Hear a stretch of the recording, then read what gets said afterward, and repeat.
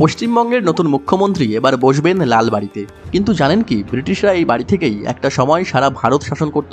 লালবাড়ি অর্থাৎ writers building. Warren হেস্টিংসের পরামর্শে British architect Thomas lion 1777 সালে কলকাতার লাল দিঘির উত্তর পাশে 3 তলা বিশিষ্ট এই ভবন নির্মাণ করেন। ইস্ট ইন্ডিয়া কোম্পানির যেসব কর্মচারীরা ভারতে এসে প্রশাসনিক কাজ করত তাদের বলা হতো রাইটার্স বা কেরানি।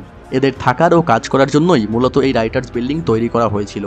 এই প্রশাসনিক দপ্তর থেকেই সমস্ত সরকারি কাগজপত্র ইংল্যান্ডে আদান প্রদান করা হতো। তবে স্বাধীনতা আন্দোলনের ইতিহাসেও এই ভবনের নাম জড়িয়ে আছে। 1930 সালে বিপ্লবী বিনয় বসু, বাদল গুপ্ত ও দীনেশ গুপ্ত পুলিশের চোখে ফাঁকি দিয়ে রাইটার্স বিল্ডিংয়ে ঢুকে কুখ্যাত লেফটেন্যান্ট কর্নেল সিমসনকে গুলি করে হত্যা করেন, যা ইতিহাসের পাতায় অলিন্দ যুদ্ধ নামেও পরিচিত। প্রসঙ্গত, এই রাইটার্স বিল্ডিংই ছিল কলকাতার প্রথম 3 তলা বিশিষ্ট ভবন। এরকম আরও তথ্যবহুল ভিডিও দেখতে হলে আমাদের চ্যানেলটিকে সাবস্ক্রাইব করতে ভুলবেন না। আর যদি ফেসবুক থেকে দেখে থাকেন তাহলে অবশ্যই আমাদের পেজটিকে ফলো করুন। ধন্যবাদ।